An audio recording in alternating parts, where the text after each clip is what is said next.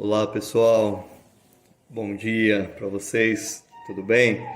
Hoje nós viemos aqui falar um pouco sobre classificação e graus de afogamento, certo? É um tema que nós temos que ter uma grande relevância, uma importância, visto que a cada 90 minutos morre um brasileiro afogado. Os homens morrem quase 7 vezes mais do que mulheres. Quase 50% dessas mortes acontecem antes dos 29 anos de idade e 75% são em rio e represas, né? E uma grande porcentagem de crianças abaixo de 5 anos são em piscinas dentro de casa, tá? São dados retirados da Sobrasa, né, que é a Associação Brasileira de Salvamento Aquático, né? E também a conduta que nós vamos trabalhar e falar nesse vídeo são baseadas dentro das normas e diretrizes da Sobrasa, certo? Então, primeiramente nós vamos definir o que é afogamento, né? Que é dito popular, a gente já tem aquele, nossa, o cara quase afogou, ou o cara afogou, tal. O que seria afogamento, né? Afogamento, eu defino por afogamento a partir do momento que houve a entrada de líquido dentro da minha via aérea, né? Veio aquele líquido para minha traqueia, pulmão, eu considero como afogamento, tá? Agora o paciente ele está lá se debatendo na água e ele está dando sinais que ele pode evoluir para um afogamento. Ele está se batendo lá e você vê que a pessoa está pedindo ajuda, que ele não sabe nadar, ou ele se perdeu ali no momento que estava nadando por X motivos, né? E você vai lá, pega essa pessoa e retira ela da água, né? Ele não houve a entrada de líquido na via aérea dela, né? Então ela não afogou. Então isso nós chamamos de resgate. Tá? Você tirou o paciente lá da água e ele não teve entrada de líquido nas vias aéreas. Isso é chamado de resgate. Tá?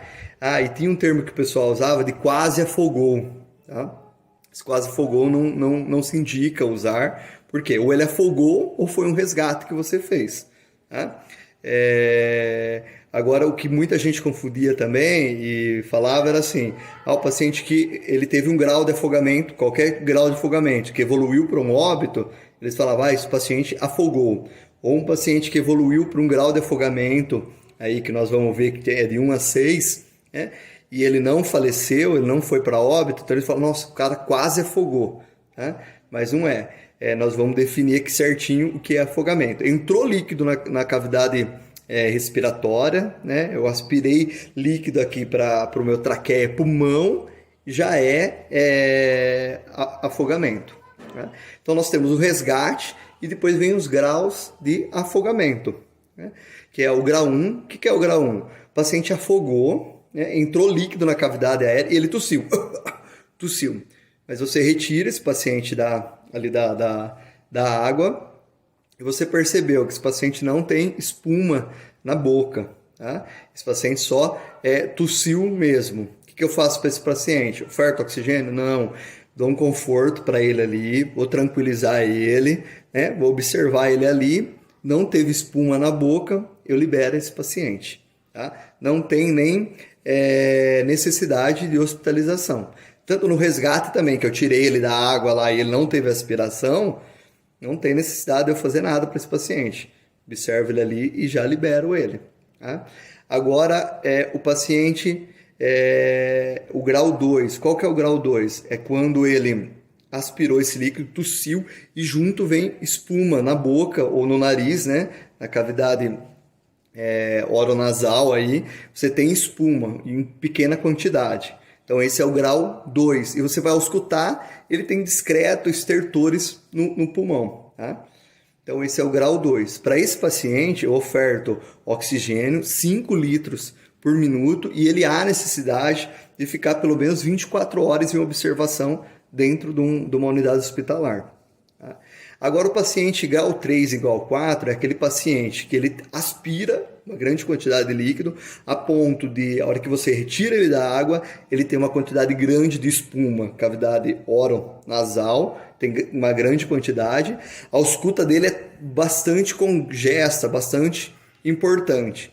Mas o que eu defino e mudo do grau 3 para o grau 4? O cara do grau 3, a hora que eu faço a avaliação nele, ele tem essa bastante espuma, tal, tossiu, tem bastante espuma, mas ele tem pulso central. A hora que você coloca, ou periférico que seja, depende aí como você queira avaliar. Mas se você coloca o pulso aí na carótida dele, tem pulso central. Tá? Então esse paciente é um grau 3. Ele não está evidenciando ainda um quadro de choque, apesar dele ter já evoluído para o que a gente chama de edema agudo de pulmão, uma congestão grande de líquido dentro dos alvéolos, né? Uma região que era para ter ar ali, está tendo líquido dentro daquela região. Né? E o grau 4 é quando esse paciente ele está bastante congesto, apresentou bastante espuma, às vezes em alguns momentos até uma característica rósea, né? Essa espuma, ou pode ser branca mesmo. E por quê? É a água que entrou com o ar que está querendo sair, então produz toda essa espuma. Né? E a hora que você ausculta é bastante congesta, ruim a ausculta desse paciente, bastante estertores, e ele não tem pulso central mais. Tá? Esse paciente ele está evoluindo para um quadro de choque. Esse é o paciente que é o grau 4. Tá? E o grau 5 é aquele paciente que ele não está respirando, não está ventilando. Tá? Então, para o paciente do grau 3 e grau 4, eu vou ofertar oxigênio para ele. 15 litros por minuto, vou providenciar a ida dele para o hospital o mais rápido possível e esse paciente vai ser internado com necessidade, se possível, de ir para uma UTI, uma unidade terapia intensiva, um centro de terapia intensivo, e ele ir para a UTI. Tá? Agora o paciente do grau 5, ele não está ventilando, é o paciente que aspirou bastante líquido, está congestionou tanto, tem tanto líquido lá dentro que parou de ter a troca e ele não está respirando. Ele veio para uma PR, parada respiratória. Então, para esse paciente, o que eu faço? Eu vou fazer o que a gente chama de ventilação de resgate. E vou produzir 5 ventilações, né? Naquele esquema que a gente, com um ambu, com uma máscara e um ambu, tá? Ou se eu tiver uma mascarilha, uma pocket mask, para eu colocar ali. Boca a boca faço, professor? Boca a boca é aquele mesmo esquema. Ele é, hoje em dia, proscrito. Porém, se for alguém da sua família, alguém que você conheça, alguém que vale a pena aí, então você acaba fazendo, porque você conhece, sabe que não vai ter risco para você. Não vai ter nenhuma contaminação aí. Né? Agora, se é uma pessoa que eu não conheço e eu não tenho nenhum dispositivo para ventilar, então daí, nesse momento, tem que esperar chegar o resgate mesmo, o SAMU, o Corpo de Bombeiro aí, para poder dar um suporte para nós. Né? Agora, se eu tenho um ambu aqui, eu estou num local aqui, tipo num clube, e eu sou o socorrista que estou ali para atender, eu tenho disponível ambu, tenho a pocket mask, então eu vou fazer 5 ventilação de resgate.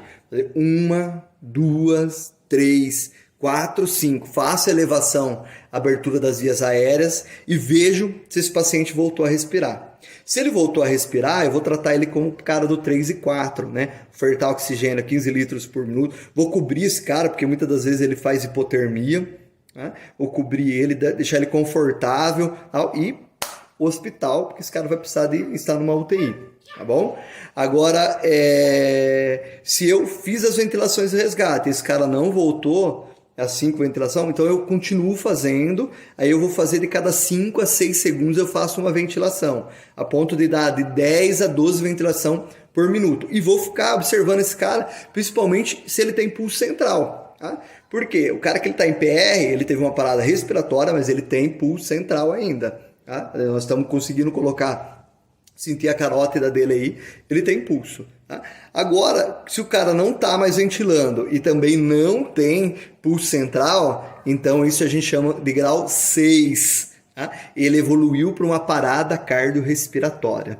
Então esse cara, eu tenho que fazer o protocolo. Faço 5 ventilações de resgate. Né? Depois dessas 5 ventilações de resgate, eu começo a minha RCP. E eu vou fazer...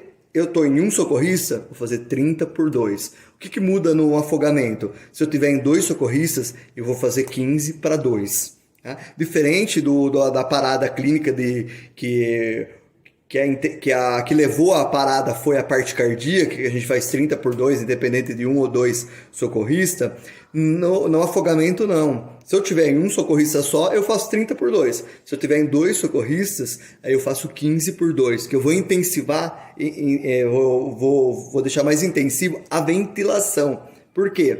Porque o que levou ele à parada cardiorrespiratória foi justamente um déficit, um problema dentro do pulmão, porque congestionou cheio de líquido lá. Tá? Então esse cara, eu vou fazer a RCP, se ele voltar, eu trato como 3 e 4, oferta oxigênio a 15 litros por minuto e o mais rápido possível dentro do hospital para esse cara ir para um CTI.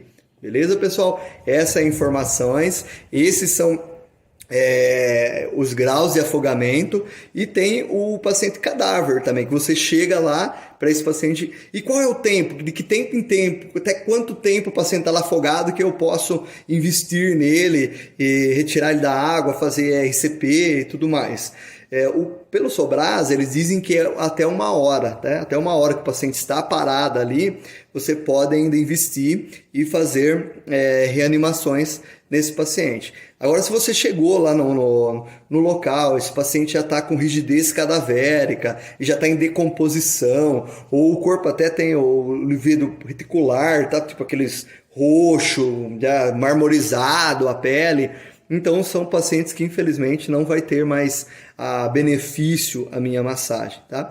Mas se eu souber que aquele paciente está até faz menos que 1 hora que ele está lá afogado, boiando ali na água, eu invisto para esse paciente, tá? E lembrando que eu tenho ali uma cadeia de sobrevivência, como eu tenho para todos os protocolos do atendimento básico, atendimento avançado, para o afogamento também tenho. E a primeira coisa para sobrevivência dentro do afogamento é a prevenção, pessoal. Eu tenho que prevenir, porque é aquele velho ditado, depois do leite derramado, já não adianta mais chorar. Então a prevenção é você cercar essa piscina dentro de casa, você dar limite para as pessoas, indicações, que as pessoas conheçam o local. Não ache que porque você nada, você sabe nadar, que você já faz aula de natação, que você consegue ir para todo lugar. As piscinas que tem aquela técnica de sugar, você deixar anti-refluxo para evitar que tenha acidentes mesmo domésticos levando. Então tem a prevenção, depois da prevenção é eu reconhecer que aquele cara está evoluindo para um afogamento, né? Que ele está se perdendo, e eu pedir ajuda. Reconheci, já liga para o 93, liga para o resgate e já vamos tentar salvar esse cara. E daí eu vou dar uma ajuda, um suporte para ele tirar, né? Para eu tirar ele da água. Então eu vou dar um flutuante ali para ele. Eu entreguei alguma coisa para ele pegar, tem que estar seguro que eu não vou ser a vítima também, né? Vou entregar uma boia ali, um pedaço de pau para eu tirar esse cara para fora, sempre evitando que eu não seja a próxima vítima. E vou tirei ele para fora da água, então daí eu vou classificar qual é o grau de afogamento e dar o suporte conforme nós conversamos. Lembramos, grau 1, resgate, não teve líquido na cavidade aérea. Grau 1, tossiu, entrou um pouco de líquido. Grau 2, um pouco de espuma com tosse. Grau 3 e 4 tem bastante espuma, aspirou bastante. Mas no grau 3 ele tem pulso ainda, no grau 4 não tem mais pulso. Grau 5 ele entrou em parada respiratória, não está ventilando. Grau 6, parada cardiorrespiratória, e vamos dar o suporte segundo o grau que nós identificarmos nesse paciente. Pessoal, esse é o vídeo de hoje. Um bom dia para vocês, espero que tenha ajudado. Até mais.